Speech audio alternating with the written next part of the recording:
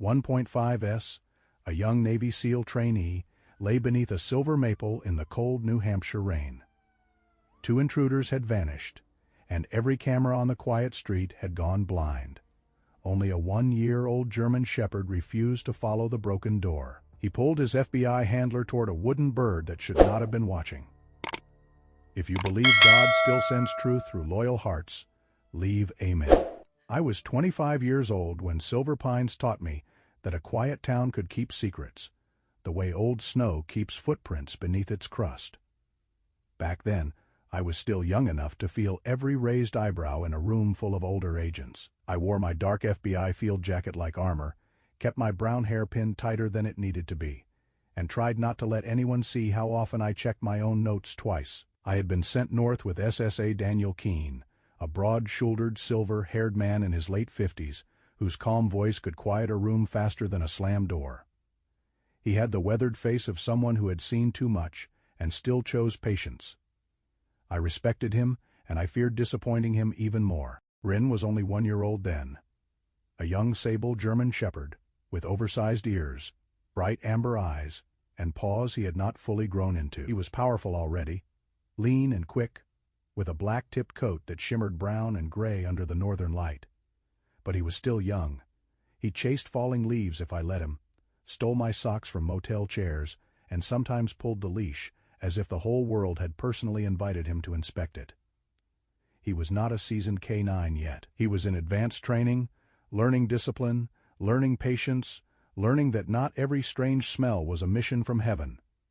But Rin had one gift I had never seen in another dog that young. He noticed what did not belong.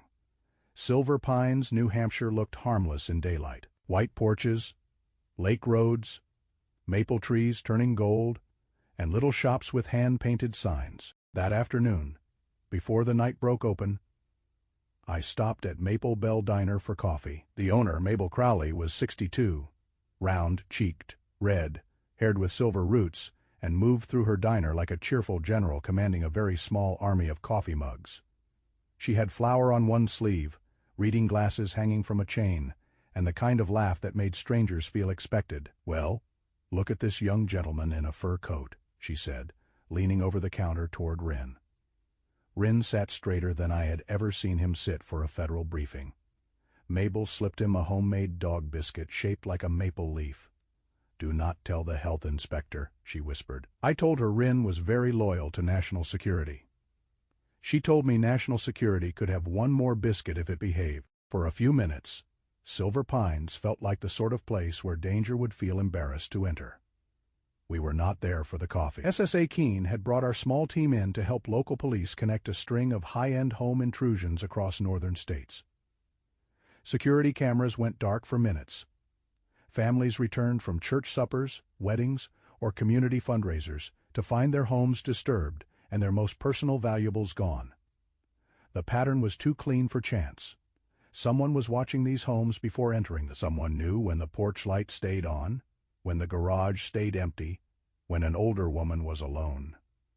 That night, rain came thin and cold, the kind that does not roar but keeps tapping until every roof sounds nervous.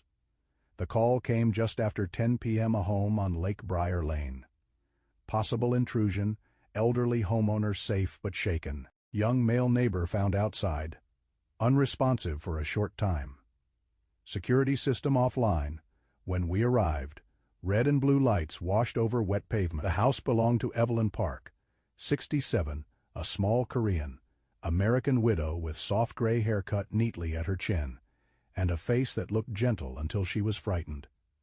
Then it became carved and still. She stood wrapped in a deputy's blanket near the back steps, one hand pressed to her chest, the other gripping a little brass key ring as if it were the last familiar thing left in the world. The young man under the silver maple was Caleb Mercer, 23, a Navy SEAL trainee home on short leave to visit his aunt next door. He was tall, athletic, with close, cropped dark blonde hair, a square jaw, and the unfinished look of a young man still being shaped by discipline. He had run toward Evelyn's cry wearing only jeans, boots, and a thin jacket. No weapon, no plan. Just courage moving faster than caution. He had helped Evelyn out through the rear door, But two prepared intruders had used the dark, a harsh flashlight, and a surprise move from behind to overwhelm him. He had not failed. He had bought her time. Rin pulled before I gave him the command. Not toward the damaged door, not toward the officers. He pulled around the side porch, nose low, shoulders tight, rain shining on his coat. I almost corrected him, then stopped. Rin was young, but his body had gone still in that way. I was learning to trust. A tiny red glimmer blinked above us, so brief it could have been a raindrop catching light. Then it vanished, and for one breath the whole porch seemed to hold its silence. Rin rose on his back legs and pressed his nose near a blue-silver wooden bird hanging from a hook by the rear entry. It looked like a sweet little craft from an autumn fair, hand-painted harmless. But Rin whined low. I touched it with gloved fingers, too heavy, too warm near the center. I unclipped it and felt my stomach tighten. Inside the hollow body was a pinhole camera, a small battery, and a thread of wiring tucked with careful hands. Keen stepped beside me, his face unreadable. "Good catch." "Not mine," I said, looking down at Rin. Rin sneezed once, offended by the smell of glue and hot plastic, then stared toward the dark roofline of the neighboring house. His ears were forward. His tail did not move. A technician confirmed Evelyn's cameras had lost signal for 11 minutes. Not an outage, not a storm issue.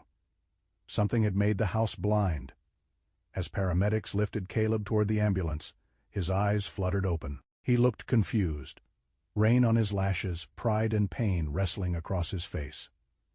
I leaned close enough for him to see the badge, but not so close that he would feel cornered. "They knew," he whispered.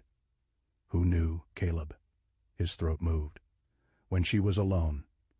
Then, after a pause so faint I nearly missed it, he added, "The attic feed was right." The ambulance doors closed with a soft final sound. Evelyn began to cry quietly into the blanket. Mabel's warm diner, the Maple, Leaf Biscuit, the bright little town. All of it felt far away now. I stood in the thin rain with the wooden bird sealed in an evidence bag, looking at the silver maple where Caleb had fallen, and the porch where Evelyn's safety had been studied like a map. Rin remained facing the dark roof, young and muddy and utterly certain. That was the moment I understood Silver Pines had not been entered by chance. The case did not begin with a forced door. It began when someone learned how to watch an entire town breathe. By morning, Silver Pines had changed its face. The town still wore its pretty northern costume, white church steeple, clean sidewalks, maple trees glowing like lanterns along the lake road. But after Evelyn Park's porch and Caleb Mercer under the silver maple, I could no longer see it as harmless. Every birdhouse looked a little too still. Every porch decoration seemed to be waiting for me to turn my back. I had slept 3 hours at the small lakeside motel the Bureau had booked for us. And even those 3 hours had been negotiated with Wren, who decided at 5:12 a.m. that my left sock was evidence of national importance. He trotted around the motel room with it hanging from his mouth, his sable coat catching the pale dawn through the curtains, his amber eyes bright with the proud foolishness of youth. Wren could find a hidden camera in the rain, but he had not yet accepted that an FBI agent's laundry was not part of an active investigation. I finally traded him half a dry biscuit from my coat pocket. He accepted the deal like a seasoned diplomat and dropped the sock on my boot. My phone rang while I was drinking motel coffee that tasted like warm regret. It was my mother. Her name was Diane Ward, a practical woman with soft brown skin, tired nurse's hands, and a voice that could still make me sit up straighter from 3 states away. She asked if I was eating real food. I looked at the half muffin on the table, stiff enough to qualify as building material, and said yes. Mothers have a way of hearing lies through telephone wires. "Jessica," she said gently, "coffee is not breakfast. It is when there is enough of it." She sighed, the old familiar sigh of a woman who had raised a daughter too stubborn for her own peace. "Then let the dog eat better than you, at least." I looked at Rin, who was licking crumbs off the carpet with the concentration of a monk reading scripture. "He already does." By 7:30, I was in a temporary command room inside the Silver Pines police station with SSA Daniel Keene. The station was small, brick, faced, and smelled faintly of copier toner and old raincoats. Keene stood over a table covered in case folders, his silver hair combed neatly, his sleeves rolled to the forearms. He did not waste words. That was one thing I liked about him. When he spoke, the room made space. "These are not random homes," he said. I studied the board. 6 homes in 3 months, then Evelyn's. The victims were not careless people. They were owners of restaurants, repair shops, small import businesses, medical offices, and family-run stores.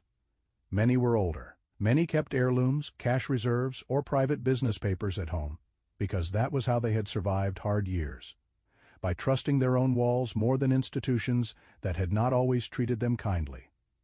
The thieves had not chosen weakness. They had chosen rhythm. They knew who went to church supper on Thursdays, who closed their store for family weddings, who left through the garage instead of the front door. Each report had the same cold music, cameras offline for minutes. Alarm delay blamed on signal loss, entry through a less visible point, valuables taken quickly, no wandering, no guessing. Whoever entered those houses already knew the shape of the rooms. Then Keene slid me a local complaint, marked low priority. This one did not fit the burglary pattern at first. The name on the file was Marion Doyle. Marion lived on Juniper Cut in a blue Cape Cod house with white shutters and a little reading bench under the kitchen window. She was 34, a high school literature teacher, tall and narrow-shouldered, with pale freckled skin, dark auburn hair tied in a loose braid, and eyes that looked as if they had spent too many nights listening for small sounds. She opened the door before we knocked twice, then immediately looked embarrassed for being afraid. "I know how it sounds," she said. People always say that when fear has been made to look foolish by daylight. Marion had hired a repairman named Owen Rusk 6 weeks earlier. The attic had scratching noises, and one bedroom light flickered whenever the heat kicked on. Owen told her he did electrical work and basic pest sealing. He was 38, according to the invoice, licensed for contract repair. Local enough to seem safe. Marion described him as polite at first. A thin man with sandy hair, a patchy beard along his jaw, and restless gray eyes that did not stay where they should. He wore work shirts buttoned to the throat and spoke softly, as if every sentence were an apology he did not mean. After he left, things began to feel wrong. A television screen waking by itself. A faint click in the ceiling at night. A phone she did not own tucked behind a stack of old DVDs in the living room. When she turned it on, it was connected to her Wi-Fi. There was an app running in the background, a watcher's little window dressed up as a forgotten device. Then came the messages. She did not show them right away. Her fingers trembled around the phone. Marion was not weak. She was a teacher who had once broken up a hallway fight between 2 seniors twice her size, according to the framed school newspaper on her wall. But this was different. A hallway was public. This fear had learned her rooms. "I stopped sleeping in my bedroom," she said. "I kept thinking the house was breathing behind me." Rin had been quiet until then. At the foot of the attic stairs he lifted his nose. His ears went forward. His body tightened the way it had on Evelyn Park's porch. I clipped on his working lead. "Search." He climbed carefully, young paws soft on old wood, nose tracing the air. The attic was low and hot, filled with pink insulation, dust, and the dry smell of old lumber. Rin moved toward the center beam, paused near a junction box, then turned his head sharply toward the ceiling line above the bedroom. He sniffed once, twice, and gave a low, unhappy sound. A dry tick sounded above us, tiny, crisp, too deliberate for settling wood, and Marion stopped breathing behind me as dust drifted through my flashlight beam like ash from a secret fire. There was no camera there anymore. Owen, or someone connected to him, had removed it. But the house remembered. I found a pinhole near the ceiling fan mount, so small it could hide inside a shadow. Along the beam was a faint glue mark, a line where a wire had once been tucked, and near the edge of a board, caught in a splinter, was a single short strand of white-gray dog hair. Rin stared at it as if it had insulted him personally. Back downstairs, Keene called the tech team. I checked Marion's router history while she sat at the kitchen table with both hands around a mug of tea she had not touched. The unknown phone had connected to her Wi-Fi on 12 separate nights. Then, I saw something that made the skin along my arms tighten. The same device signature had appeared in 3 other homes on our burglary list. Marion had never visited those homes. She did not know the families. Her little blue house was not an isolated incident. It was a training ground. A doorway. Maybe the first place Owen Rusk learned how profitable a ceiling could be. I wrote his name in my notebook, slowly, pressing harder than I needed to. Owen Rusk. Rin sat at the bottom of the attic stairs, looking up into the dark square above us. His tail still, his young face suddenly older than 1 year should allow. Good boy, I whispered. We found the man who opened the ceiling. By the 3rd morning, Silver Pines had stopped pretending nothing was wrong. Curtains moved when our vehicles passed. Neighbors stood longer at mailboxes, speaking in lowered voices. A man in a red bathrobe took down 3 wind chimes from his porch and laid them on the grass like suspects in a lineup. Fear had entered the town politely at first, wearing the shoes of common sense. Then it began rearranging every ordinary thing. The FBI technical team arrived before breakfast. The lead analyst was Priya Nandakumar. 31, compact and sharp, eyed with warm brown skin, black hair tied in a low knot, and a habit of tapping her pen against her thumb when a pattern bothered her. She had the calm, precise manner of someone who trusted data more than panic. Though I noticed, she always looked at the windows before sitting down. Beside her was Deputy Tom Wilkes, a local officer in his early 40s, tall and broad through the chest, with a trimmed brown beard, kind blue eyes, and the careful politeness of a man who knew his town was embarrassed. He had grown up in Silver Pines, and every address on our board meant someone whose driveway he had shoveled as a teenager or whose pie he had eaten at a church supper. Priya spread the signal reports across the table inside the police station. Not random outages, she said. 7 to 11 minutes each time, short enough to be dismissed, long enough for entry, search, and exit. Keene stood behind her, arms folded, silver brows drawn low. I could feel the room turning colder. Each home had gone blind at the exact moment someone needed it blind. Gideon Vale, owner of Vale Home Shield, had explained the earlier incidents away as router trouble, regional service dips, or system updates. His company had installed or maintained nearly half the private home security systems in Silver Pines. He was not officially a suspect yet. On paper, he was a respected local businessman, the kind of man who donated smart doorbells to seniors and shook hands at town meetings. But trust can make a very fine curtain for a hidden stage. By late morning, Rin and I were back on Lake Briar Lane, walking the neighborhood where Evelyn Park had nearly lost more than property. Rin moved with young intensity, nose low, sable coat rippling across his shoulders. He was still learning to pace himself. Twice I had to slow him with a soft command, and twice he looked back at me as if human legs were a tragic design flaw. We began at the Liu house, a pale yellow colonial with a tidy hedge of yew bushes along the front walk. The owners, Franklin and May Liu, stood on the porch holding hands. Franklin was 68, thin and dignified, with silver hair combed straight back, and a navy cardigan buttoned wrong in his worry. May was 64, small and elegant, with smooth gray-black hair pinned at her neck and a face that seemed used to smiling for customers, even when her heart was tired. They owned a clock repair shop downtown, the kind of place where time itself seemed to walk more slowly. "We checked the locks after the first burglary," Franklin said. "We checked the windows. We never thought to check the flowers." Rin did. He stopped at the yew hedge, pushed his nose into the green, and sneezed once. Then he pawed gently at the mulch. I knelt and saw a smooth gray stone tucked near the roots. Too round, too clean, too deliberately ordinary. With gloved hands, I lifted it. The underside had a hairline seam. Priya opened it with a small toolkit, while the Lias watched from the porch. Inside was a tiny camera, a battery, and a transmitter no larger than my thumbnail. Same battery family as the wooden bird from Evelyn's porch. Same faint odor of epoxy and warmed plastic. Rin sat beside me, ears forward, looking proud, but also slightly disappointed that no one had complimented the sneeze that started it all. We found the second device 20 minutes later in a sprinkler head near the side gate. It had been angled toward the garage, where the Lias loaded repair cases into their car every Thursday. A third sweep revealed scrape marks near the mailbox post, where another device had likely been removed in haste. Priya marked each point on her tablet. When we added Evelyn's porch camera and Marion Doyle's indoor wiring to the map, the pattern became clearer.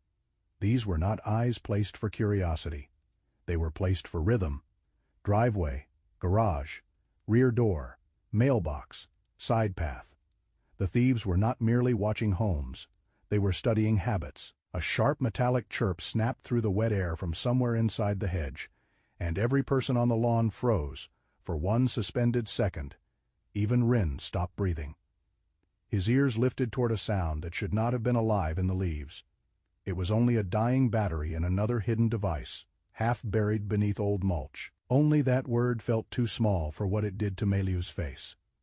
She covered her mouth and looked toward her own windows as if the house had betrayed her. I had seen people frightened by strangers before. This was different. This was the pain of realizing the familiar had been used against you. By afternoon, the whole block had begun searching. Not recklessly. Deputy Wilkes and I made sure of that. But with a kind of careful community courage. That was when Mr. Harlan Pike appeared wearing a tweed cap, rubber boots, and a faded green coat full of pockets. He was 74. A retired science teacher with a long, narrow face, a white mustache that curled at the ends, and the bright, stubborn eyes of a man who had spent 40 years explaining volcanoes to teenagers and had not surrendered to confusion yet. He carried a magnifying glass, a flashlight, and a small plastic box. "I am assisting the Bureau," he announced, "through classical observation." "What is in the box, Mr. Pike?" I asked. "Fishing worms, for comparison. Natural movement versus suspicious movement." Rin sniffed the box and gave such a dramatic sneeze that Deputy Wilkes laughed before he could stop himself. Then May laughed, soft and surprised, and Franklin followed. It was the first warm sound I had heard on that street all day.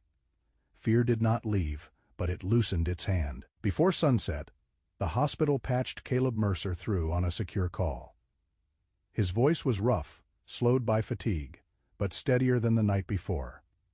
He remembered a click before Evelyn's security lights went out. He remembered his phone losing signal, and he remembered a strong scent on one of the intruders. Something sharp and sweet, peppermint oil, maybe cough drops, he said. I wrote it down, but I did not let the case lean on it. A scent could guide us. It could not carry a warrant by itself. We were sealing the false stone into evidence when Rin suddenly pulled hard toward the end of the street.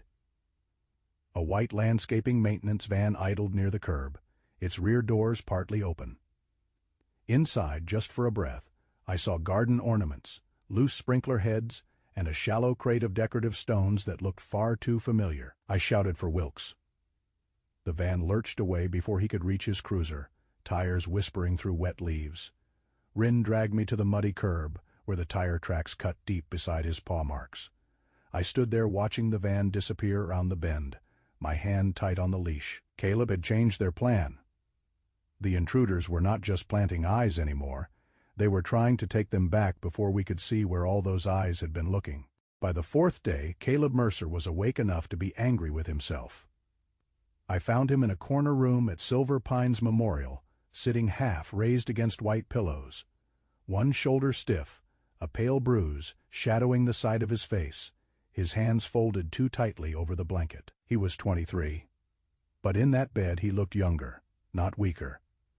Only caught between the boy he had been and the man the Navy was carving him into. His close-cropped dark blonde hair made his square jaw look sharper, and his gray-blue eyes kept drifting toward the window, as if he could still see the silver maple outside Evelyn Park's house. Caleb had the kind of quiet politeness that comes from training and old-fashioned upbringing, but beneath it sat shame, heavy as wet wool. "I should have handled them better," he said before I even asked a question. Rin, who had been walking carefully beside my leg, stopped at the bed. His sable ears lowered a little. For all his youth and mischief, Rin understood sorrow before most people admitted they were carrying it. "You helped Mrs. Park get out," I said. Caleb's jaw tightened. "Then I ended up under a tree. You ran toward a cry in the dark with no weapon, no backup, and no idea how many people were inside. That is not failure." He looked at me then, really looked, as if he wanted to believe me but did not know where to put the belief. I knew that look. At 25, I still carried my own version of it into rooms with older agents. I thought every mistake would prove I was too young. Every hesitation would become a verdict. Caleb had been trained to endure hardship, but no training teaches a person how to forgive himself for being human. The door opened, and Evelyn Park stepped in with a paper bag held carefully in both hands.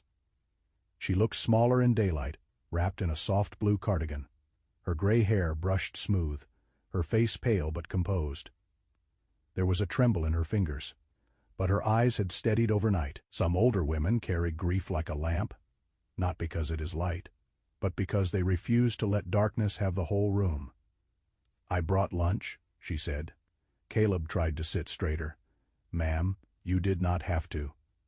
"Yes," Evelyn said, with a firmness that made even Rin blink. "I did." Inside the bag was a warm container of rice, tender beef, vegetables, and a slice of apple pie from Maple Bell Diner. Caleb attempted dignity for about 12 seconds. Then he ate like a young man whose body had remembered it belonged to the living. I watched him finish half the container before I let myself smile. "For a wounded warrior," I said, "you negotiate with hospital food very poorly."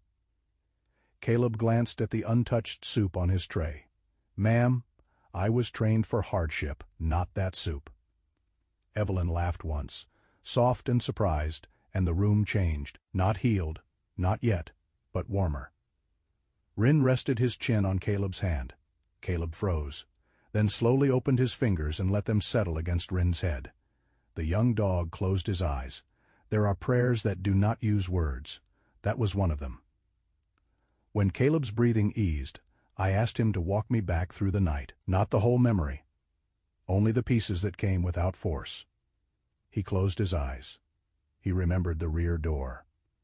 Evelyn's hand on his sleeve, the harsh light. The click before the security lights went dark. Then he frowned. "She said something," he whispered. Evelyn looked up. Caleb opened his eyes. "You said?" "They came after the blue ledger." The color left Evelyn's face so quickly that I reached for the chair beside her.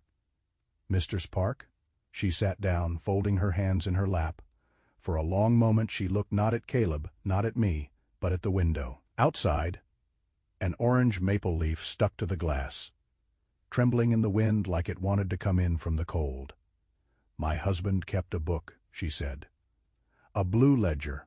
He repaired jewelry for families here. Watches, rings, old necklaces, wedding pieces brought across oceans. Things people trusted him with because he treated every object as if it carried a soul." Her husband, Daniel Park, had passed away 3 years earlier. Evelyn told us he had been a quiet man with thick glasses, careful hands, and a habit of writing histories beside repairs. Not just metal type or stone setting. He wrote who owned the piece, where it came from, why it mattered, who might be contacted if the owner grew ill or moved away. Sometimes elderly neighbors left items with him for safekeeping while they traveled. Sometimes families asked him to estimate value but never told insurance companies because they feared fees, forms, or attention. "It is not a treasure map," Evelyn said, though her voice shook. "It is memory. But to the wrong person, yes, it could become a map." That was when I understood why the intruders had not vanished from Silver Pines. They had hidden eyes in gardens and ceilings, but the blue ledger could give them names, addresses, habits, and heirlooms. No camera would know. They needed it. And because Caleb had interrupted them, they still did not have it. When Evelyn opened the old blue ledger for me, a faded photograph slipped from between the pages and struck the hospital floor with a dry whisper. For a breath, no one moved, and Rin lifted his head as if the room itself had just spoken. I picked it up. The photo showed Evelyn's late husband standing outside his jewelry counter years earlier. Beside him was Owen Rusk, younger, thinner, wearing a work shirt, and that same uneasy half-smile Marion had described. But it was the other man in the photo who made my stomach tighten. Gideon Vale, polished and broad-chested, with silver at his temples, a clean shave and the confident smile of a man who sold peace of mind for a living. Vale Home Shield protected nearly half of Silver Pines, or claimed to. By afternoon, Keene got us approval to search an old storage unit Owen had rented under a shortened business name. The unit sat behind a closed feed store at the edge of town, where weeds pushed through cracked pavement and a faded sign swung from one chain. Rin became all business the moment the door rolled up. He moved past paint cans, broken conduit, and a stack of cheap toolboxes, then stopped at a plastic bin under a tarp. Inside were magnetic logos for pest control, internet repair, landscaping service, and home maintenance companies. There were batteries matching the hidden devices, a tube of industrial adhesive, a coil of thin wire, and a small packet of peppermint lozenges. Near the corner, caught on rough tape, was another short white-gray dog hair. Rin stared at it, then back at me.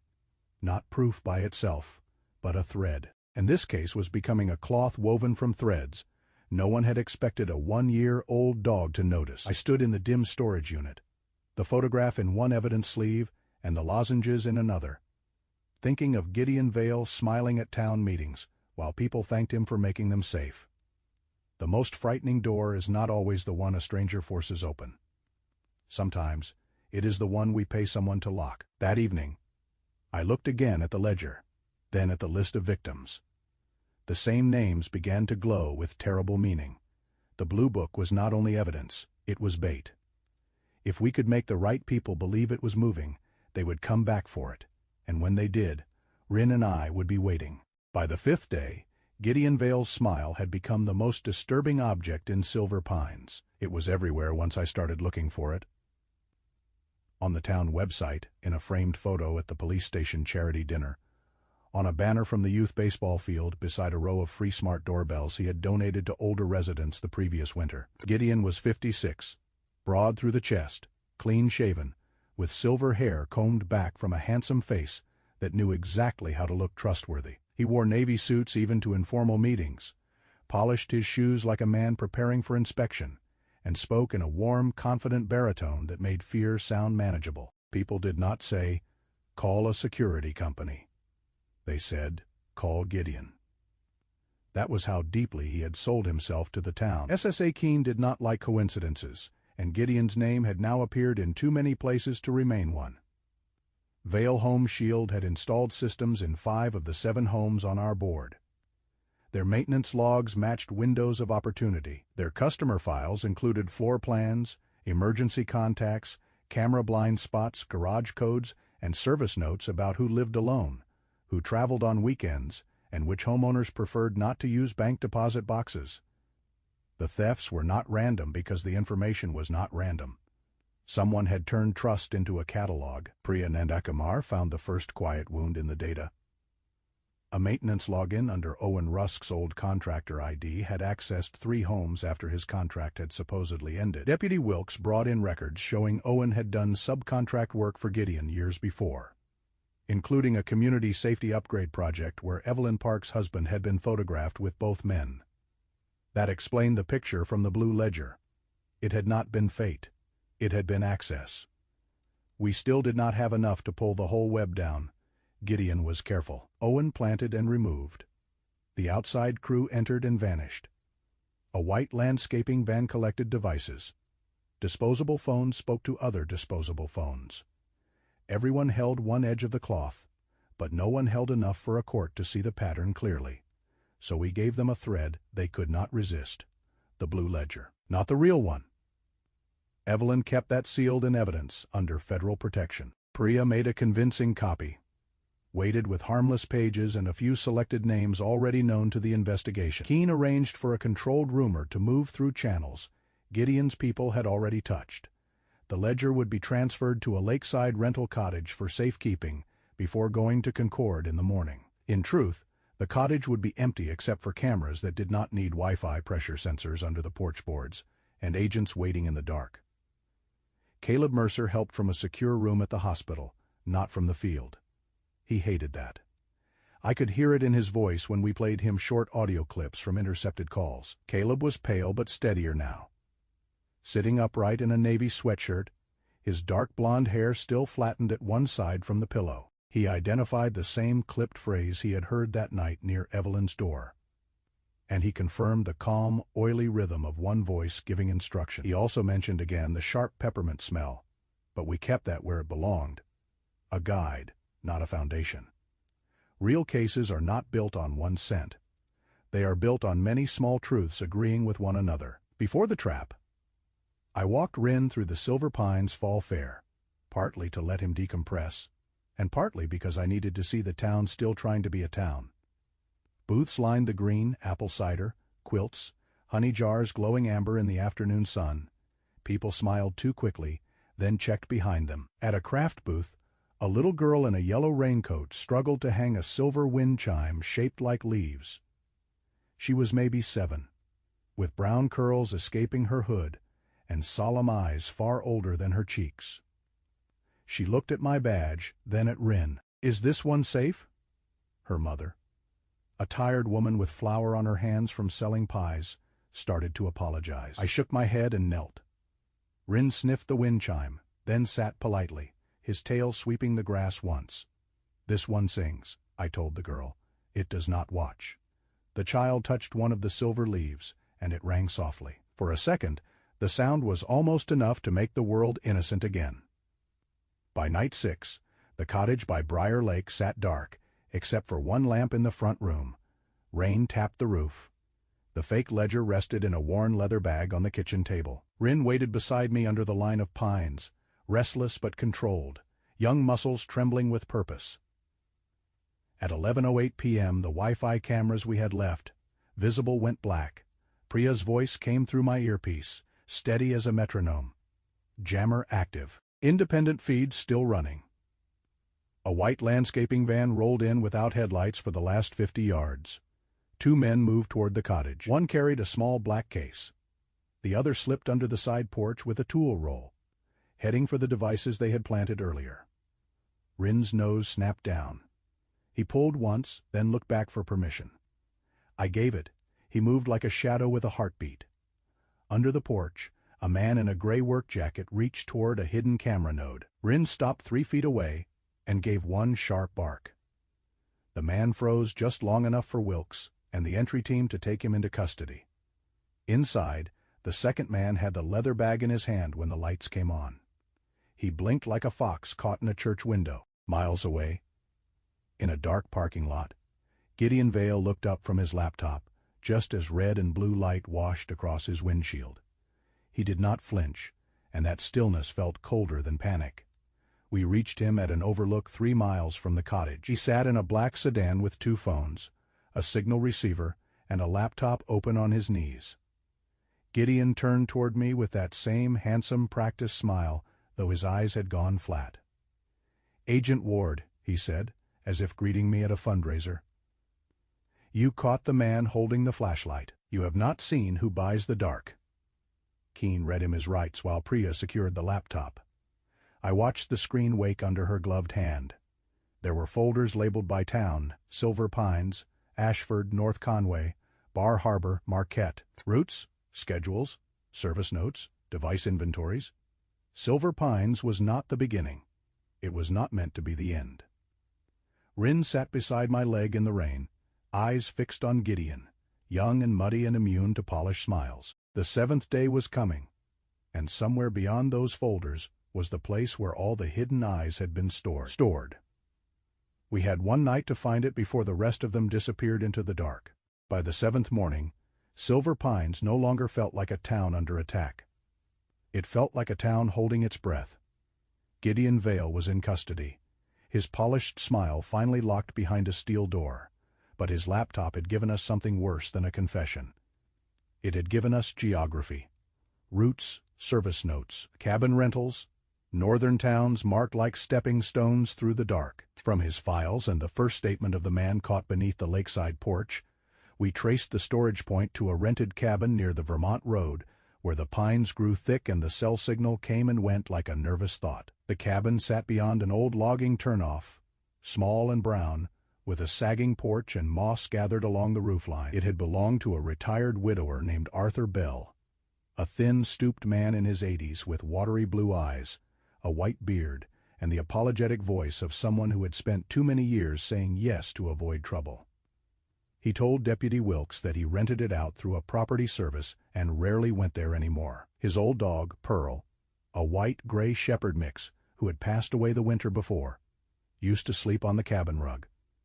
That explained the short pale hairs Rin had found across the case. Not proof by itself, but to Rin, scent was a road, and Pearl's old hair had become one of the little white stones leading us through the forest. At dawn on the 8th day, Keen gave the signal. Local officers sealed the road. FBI agents moved through the trees. Rin stood beside me in his working harness, sable coat damp with mist, amber eyes fixed on the cabin door. He was still only 1 year old. His legs trembled with eagerness, and I could feel the wild young engine inside him asking to run before wisdom gave permission. I touched his shoulder and whispered, "Steady." Inside the cabin, we found the hidden eyes of silver pines, false stones lined in foam, hollow wooden birds stacked in boxes, fake sprinkler heads, GPS trackers, no bigger than matchboxes, disposable phones, routers, a black case holding the jammer that had made houses blind for 7 to 11 minutes at a time, wall maps marked with driveways, back doors, garages, mailboxes, and church supper nights. On a folding table lay small velvet pouches, old watches, family photographs, business drives, and jewelry tagged with numbers instead of names, as if memory itself had been reduced to inventory. Not everything was there. Some things had already moved through the world and would not come home. That hurt more than I expected. Justice is not a magician. It cannot always put every heirloom back in every drawer. But we found Evelyn Park's wedding ring in a small envelope marked EP. We found part of the jewelry her husband had once repaired for neighbors. We found the real blue ledger, wrapped in oilcloth under a loose floorboard, along with a business hard drive belonging to the Liu family and a packet of old photographs from Marion Doyle's living room. Then Owen Rusk ran. He burst through the rear of the cabin, thin and frantic, sandy hair wild, patchy beard wet with mist, one hand clutching a canvas pouch. He was not brave. He was not clever in that moment. He was a man who had spent months looking through other people's ceilings, and had finally discovered the sky looking back. Rin lunged after him, nose locking onto the sharp braid of wire, industrial glue, damp leaves, and peppermint lozenges. A branch snapped like a small bone in the fog, and Rin slid hard across wet leaves, his paws cutting sideways toward a dark ravine. For one breath, the forest seemed to pull him from me. Rin, hold. He caught himself at the edge, young body shivering with restraint. Owen turned, saw the dog blocking the narrow trail, and stopped with both hands raised. Keen's agents reached him seconds later. I knelt beside Rin and held his face between my hands. "Good boy," I whispered, though my voice shook. "Good, brave boy." By afternoon, Silver Pines began to breathe again. Not loudly, not all at once, but in small human ways. Marion Doyle replaced her security system. Yes, but what mattered more was that she told me she planned to sleep in her own bedroom that night without leaving every light on. Evelyn held her wedding ring in both palms for a long time before putting it back on. Caleb Mercer was released from the hospital with a stiff shoulder, a careful step, and a face still embarrassed by gratitude. Maple Bell Diner hosted a thank-you breakfast that was not officially part of the investigation, but somehow felt necessary to closing it. Mabel Crowley made Rin a peanut butter biscuit shaped like an FBI badge, with the letters leaning so badly that Priya said it looked like a federal weather warning. Rin did not care. To him, justice had always been more convincing when it smelled like peanut butter. Caleb sat in a corner booth while a little boy stared at him like he had stepped out of a storybook. Caleb dropped his fork. Rin reached to pick it up, and I stopped him. "That is not evidence." For the first time since the maple tree, Caleb laughed without looking ashamed of it. A few weeks later, Silver Pines held a small ceremony at the community hall. The Navy sent a formal letter recognizing Caleb's conduct in his training file. Sheriff Tom Wilkes presented him with a community commendation. Caleb stood stiffly beside Evelyn, still uncomfortable with praise. "I did not win that night," he murmured to me. "They are not honoring you because you won the fight, Caleb," I said. "They are honoring you because you ran toward the cry." Evelyn gave him a real wooden bird, carved by a local craftsman. No wires, no battery, no hidden eye. On the back, in careful letters, it read, "For the boy who gave me time." Caleb's eyes filled. I thought I failed that night. Evelyn touched his arm. No, son. You gave an old woman one more morning. When the room applauded, Rin barked once, sharp and official, and the whole hall laughed. Caleb finally smiled like a young man allowed to come home to himself. When I returned to Evelyn's house to finish the last paperwork, the real wooden bird swung gently from her porch. Caleb was helping her paint the fence. Mabel arrived with apple pie, and Mr. Harlan Pike announced he had inspected every bush on the block and found no spies, unless one counted a squirrel with a suspicious attitude. Rin stared at that squirrel with professional concern. In 8 days, we found the cameras, the trackers, the men behind the screens, and the man who sold fear as safety. But Silver Pines found something bigger than evidence. It found its courage again. Caleb Mercer got his commendation. Evelyn Park got her mornings back, and Rin my 1 year. Old partner with muddy paws and a nose too honest for human lies, taught me that even in a world full of hidden eyes, truth still has a scent. At the end of this story, maybe the greatest lesson is not only that justice can move quickly, but that kindness can move even faster. One young man heard a cry in the dark and ran toward it. One woman opened her wounded heart and chose trust again. One loyal dog followed the scent of truth when every screen went black, and one frightened town remembered that safety is not built by locks alone, but by neighbors who still care enough to look after one another. In our daily lives, we may never face a case like Silver Pines, but every day we pass smaller doors. A neighbor who seems tired, an animal waiting with lonely eyes, a family member who needs patience, a stranger who needs someone to listen. Sometimes a miracle from God does not arrive with thunder or bright lights. Sometimes it comes through a brave heart, a gentle hand, a faithful dog, or one simple choice to do the right thing when no one is watching. So let this story remind us to live with open eyes and softer hearts. Protect the people around you. Be kind to animals because they often love with a purity this world badly needs.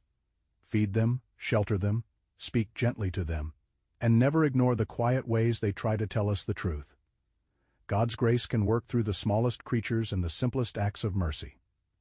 If this story touched your heart, please share it with someone who still believes goodness matters. Leave a comment and tell us. Have you ever seen an animal sense something humans miss? And if you want more stories of courage, faith, justice, and loyal K9 hearts, please subscribe to the channel.